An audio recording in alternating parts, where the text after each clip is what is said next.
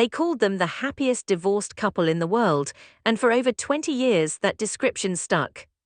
Because it seemed to be true, or at least true enough. They divorced in 1996 in one of the most publicly discussed royal separations of its era. They separated legally, financially, officially. And then they kept on living together in the same mansion, raising their daughters under the same roof, presenting to the world an image of post-divorce unity that was so unusual, so persistent, and so apparently genuine that it became one of the defining curiosities of modern royal life. People shook their heads at it and smiled at it and wondered at it in roughly equal measure. How do they do it? Why do they do it? What kind of relationship actually is this, underneath the public label of the happiest divorced couple in the world? Nobody outside the walls of Royal Lodge knew the full answer to those questions, but plenty of people had theories. And some of those theories, it now appears, were considerably closer to the truth than the public image ever suggested, because the arrangement that lasted 20 years is over. Not gradually, not by mutual comfortable agreement, not in the easy way that two people who genuinely like each other might eventually decide to find their own separate paths. It ended with removal trucks and changed locks and a woman who, by all accounts, made a deliberate and very loud choice not to follow her former husband to the isolated farmhouse on a Norfolk estate where his new, reduced, closely managed life would be lived. She refused to go with him, and that refusal, after 20 years of going with him, of staying beside him, of absorbing the consequences of his scandals and offering her loyalty in return for his protection, tells you everything about what the arrangement actually was. What it was built on, and what changed when the foundation shifted in ways that neither of them could manage. Today we are going to go through all of it, the real nature of the Royal Lodge arrangement and what each of them was actually getting from it. The Belgravia townhouse and why its sudden sale told its own story, the daughters caught between parents and an institution that is increasingly unwilling to carry the weight of the York name. And the question that sits underneath the entire story, was this ever really about love and loyalty? Or was it always a deal, and if it was a deal, what happened when the terms stopped working? The arrangement, that DEFIED explanation, let us start with the basic facts of what the Royal Lodge arrangement actually looked like from the outside. Because the facts themselves are remarkable enough to deserve attention before we start explaining them, Sarah Ferguson and Prince Andrew divorced in 1996. At that point, by every legal and social convention that normally applies to the end of a marriage, their shared domestic life should have concluded. Two people. Two lives, two addresses. Instead, Sarah remained at Royal Lodge. The 30-bedroom Windsor residence where Andrew lived as a principal tenant did not become his space alone after the divorce. It became their shared space. Their daughters grew up there. Family events happened there. The physical geography of the marriage continued even after the legal and official reality of it had ended. This arrangement persisted through every subsequent development, through Andrew's professional difficulties, through Sarah's own various public crises, through the Epstein association and the Newsnight interview and the stripping of royal duties and the years of managed institutional distancing. Through all of it, the address remained shared. By the time the arrangement finally ended, it had lasted approximately 28 years past the divorce that was supposed to have concluded it.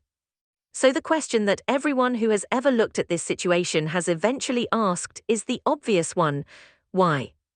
The public explanation, offered with varying degrees of conviction over the years, was centered on the children and on genuine personal warmth. They remained good friends. They co-parented effectively. They chose to prioritize the stability of their daughter's home environment over the conventions of what divorced life is supposed to look like. That explanation is not entirely false. By all accounts, there was genuine warmth between them, and they did co-parent with a level of cooperation that many divorced couples never manage. The friendship was real, but friendship and genuine warmth, as anyone who has thought carefully about this arrangement understands, do not fully account for 28 years of shared address past the legal end of a marriage. There was more to it than that, what each of them was actually GTTING.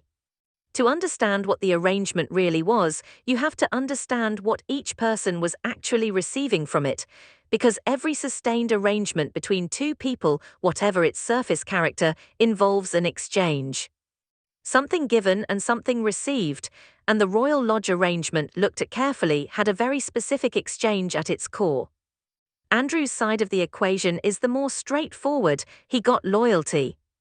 Consistent, sustained, public loyalty from a woman who had every reason and arguably every opportunity to walk away from him and save herself.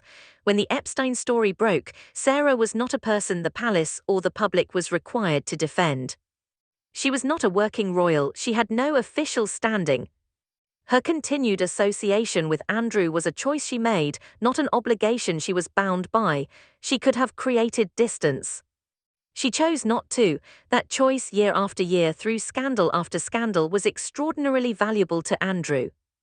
It gave him the appearance of a domestic stability that contradicted the institutional picture of a man being progressively removed from royal life. It gave him someone in his corner when the corner was getting very small. And it gave him a buffer between the full weight of public judgment and his daily existence within the walls of the lodge. Sarah's side of the equation requires a little more examination. She got a roof, a significant roof certainly. 30 rooms, grounds. Security, privacy. The kind of physical infrastructure that does not become available to former members of the royal family through any other means once the official status that generated it is gone. But beyond the physical accommodation, she got something arguably more important. She got identity, proximity to the Windsor world without the official standing that would make that proximity formally recognized, gave her a continued relevance that her own independent commercial ventures could not reliably sustain. Book deals, television projects, speaking engagements, charitable roles, all of these were more available to someone who was understood to be meaningfully connected to the royal family than they would have been to someone who was simply a divorced former duchess with a record of financial difficulty. The Royal Lodge address was a golden ticket. It maintained a royal adjacent identity that kept opportunities flowing in ways they would not otherwise have flowed. The arrangement was never purely sentimental. It was a deal, and like all deals, it worked as long as both parties were receiving what they needed from it. The secrets that kept the balance there is one more dimension of the arrangement that deserves direct acknowledgement.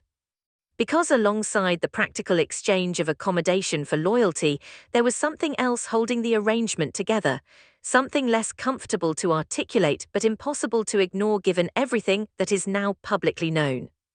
They each held information about the other, not in a hostile or explicitly calculated way. Not as a formal mutual blackmail arrangement with terms and conditions, but as a natural consequence of 28 years of shared intimate knowledge. Two people who have lived together through the most significant events of each other's adult lives, who have seen each other at their worst and their most vulnerable, who have knowledge of decisions and associations and private moments that neither would want fully exposed, have a particular kind of bond. It is not exactly friendship. It is not exactly love, it is the bond of shared exposure. The knowledge that what one person could say about the other gives each of them a reason to be careful about what they say publicly. For Andrew, the concern is obvious. Sarah has been inside the household through decades of the Epstein connection. She has knowledge of relationships, associations, and private dynamics that no official investigation has yet fully accessed. If she chose to speak in detail, the implications could be significant. For Sarah, the concern is equally real in a different direction. Andrew has knowledge of her choices and associations and private decisions over the same period. The emails that have become public are damaging enough. The private knowledge that has not become public could be more damaging still. This mutual exposure created a natural incentive for both of them to maintain the arrangement and to maintain each other's silence. The deal worked in both directions, and for as long as it worked, both of them had reason to preserve it. What changed was the calculation about whether the deal was still providing sufficient return to justify the continued cost, the Belgravia TOWNHOUSC, and what its sale really meant. There is a specific financial decision from this period that deserves particular attention because of what it reveals about Sarah's state of mind and the urgency of her situation. Sarah Ferguson owned a townhouse in Belgravia, one of the most prestigious addresses in London, valued at over £4 million. It was effectively her safety net, her independent asset. The thing she could point to as evidence that she was not entirely dependent on the Royal Lodge arrangement for her security and stability. As the pressure around Royal Lodge reached its peak and Andrew's eviction became increasingly inevitable, Sarah sold the Belgravia property. This decision sent what one account describes as shockwaves through high society, because the timing was precisely wrong from a conventional real estate logic perspective. You do not sell your backup plan at the moment when your main arrangement is collapsing. You hold the backup plan so that you have somewhere to go when the main arrangement fails. Unless you need the cash more urgently than you need the property, she accepted a loss of £400,000 on the sale. A significant sum on an already significant asset. The fact that she was willing to absorb that loss rather than wait for a better moment to sell is the clearest indicator of the financial urgency driving the decision. The cash generated by the sale did not translate into a new permanent home. She did not take the proceeds and establish a stable independent base. Instead, the money appears to have provided what one analysis describes as maneuverability, liquid resources in a situation where liquidity was more valuable than property, because liquidity buys time and options when every other form of stability is gone. But selling your safety net for liquidity when you are homeless is not a strategy, it is a measure of desperation. And the speed and terms of the sale make the desperation visible in ways that the careful management of her public image had previously concealed, the moment SHE refused to follow him. The central and defining moment of this entire story is the one where Sarah made her choice. Andrew was being relocated to Sandringham, to Marsh Farm on the Norfolk estate, to a 5-bedroom farmhouse surrounded by agricultural land, with security fencing and CCTV and the managed, monitored existence of someone being kept within the royal orbit, while being kept away from everything that orbit once meant in practice. Sarah could have followed him, the arrangement could have continued in a new location. The address would have been smaller, the circumstances considerably more modest, the distance from London and from the social world that had sustained her professionally more significant, but the basic structure of the deal could have been preserved. She refused, not quietly. Not in the ambiguous way of someone who simply did not end up accompanying him. According to insiders, she let it be known that she was ready to put massive distance between herself and her former partner. The perk of presenting a united front, she apparently calculated, could no longer outweigh the toxicity of remaining visibly beside him. This was a deliberate and public choice. A statement made through action rather than words. After 28 years of not leaving, she left. Understanding what that choice means requires understanding what she was walking away from and what she was walking toward. She was walking away from the protection of the arrangement, the roof, the identity, the stability, the mutual silence that each of them maintained because each of them had reason to. All of that she chose to leave behind. What she was walking toward was less clear. Autonomy, certainly. Independence in principle. But in practice, given the financial situation and the professional landscape and the absence of any confirmed new base, she was walking toward a considerably more uncertain existence than the one she was leaving. That she made that choice anyway tells you something important. It tells you that the calculation about what the arrangement was costing her versus what it was providing had finally tipped decisively in the direction of leaving. That staying had become more dangerous than going. The daughters caught in the middle. Through all of this, and it is easy to lose sight of them in the drama of their parents, there are two women whose lives have been shaped by decisions they did not make, and who are now dealing with consequences that arrive bearing their name regardless of their own choices. Princess Beatrice and Princess Eugenie have spent their adult lives trying to build professional and personal identities that are distinct from the chaos their parents have generated. They have had varying degrees of success at this. They are both married, both with children of their own, both with professional commitments and personal lives that are genuinely separate from the Royal Lodge drama in terms of their daily reality. But names travel further than daily reality. And the York name, with everything it now carries, reaches into their professional lives and their social circles and their public presence in ways that their own conduct cannot fully control. The institutional response to the York situation has been increasingly visible in how Beatrice and Eugenie are treated. The absence from Easter events. The reports of being asked to stay away from prominent royal occasions. The gradual narrowing of the spaces in which they are considered welcome within the formal structure of the royal family's public life. They are being required to pay a cost for decisions they did not make. Assessed on the basis of a name they were born with rather than choices they have personally made. And they are doing so while also being the daughters of two people whose situation is deteriorating simultaneously. Their responses have diverged in ways that several accounts have noted. Eugenie has reportedly pulled back substantially, putting distance between herself and any visible association with the situation, creating separation as clearly as she can manage given that the name follows her regardless. Beatrice has tried to maintain a more balanced position, holding loyalty to her father while also protecting her own standing. A position that becomes harder to maintain the more compressed the situation becomes, and the more clearly the palace signals that proximity to the York name creates institutional risk. There are no good choices available to them. Only choices between different kinds of damage. What the split reveals about the deal. Now that the arrangement has ended, it is possible to see its true nature more clearly than was visible while it was ongoing. Because the way something ends often tells you more about what it was than the way it operated during its existence. The arrangement ended not because the two people involved grew apart emotionally, or because their circumstances changed in ways that made continued cohabitation impractical. It ended because the institutional context that had sustained the arrangement collapsed in ways that changed the cost-benefit calculation for both of them. For Andrew, the move to Sandringham was not a choice. It was the result of institutional pressure that he ultimately could not resist however long he delayed it. He did not choose the Marsh Farm address. It was chosen for him. For Sarah, the choice not to follow was exactly that. A choice. The first genuinely free choice she had made about her domestic situation in decades.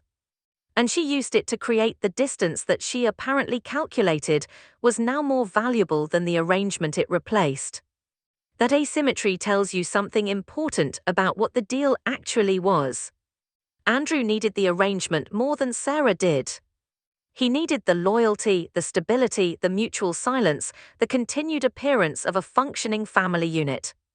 Sarah needed the address and the identity the address conferred.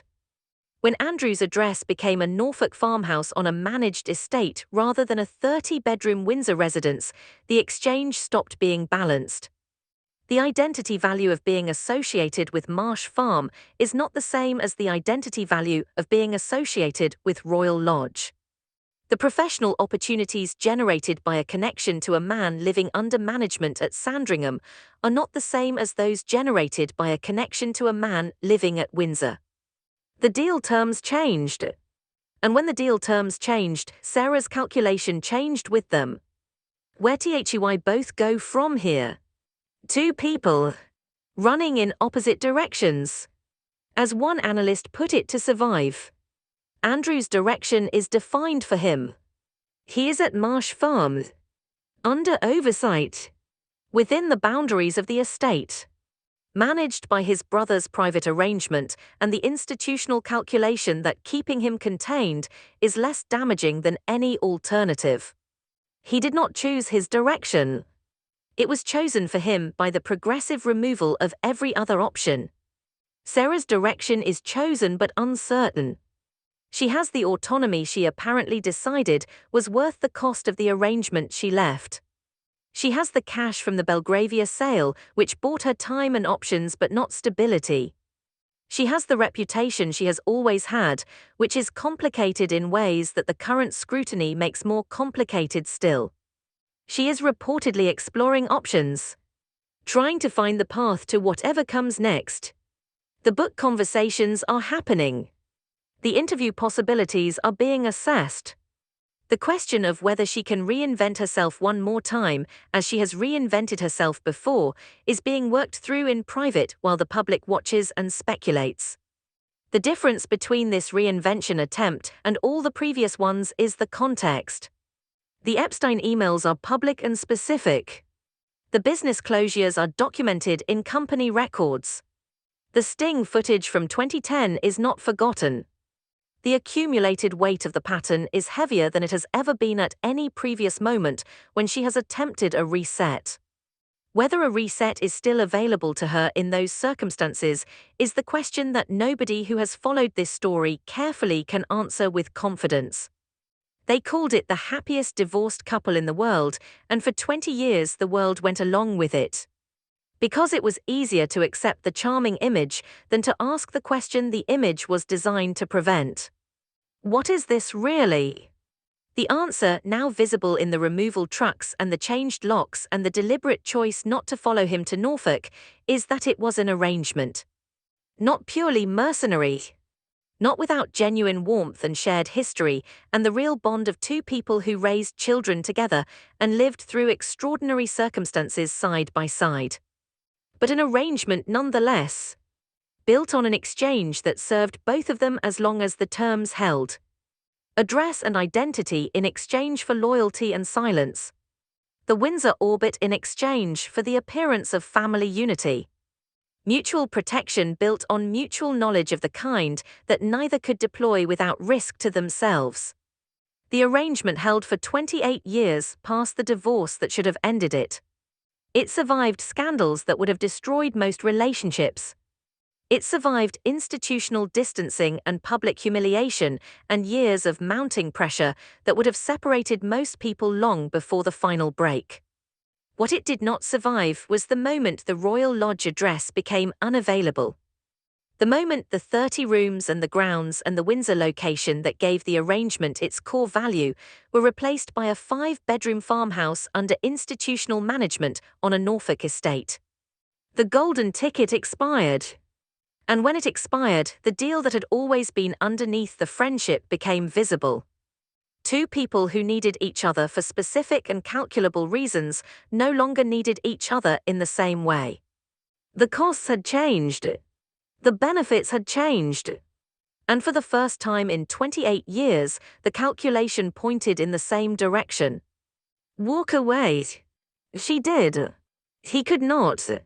And in that difference, everything true about what the arrangement actually was is finally, completely, and permanently visible. The happiest divorced couple in the world has officially ended. Not with warmth or mutual agreement or a dignified and chosen conclusion. With removal trucks, changed locks, a deliberate refusal to follow, and two people running in opposite directions from the ruins of something that was never quite what it appeared to be.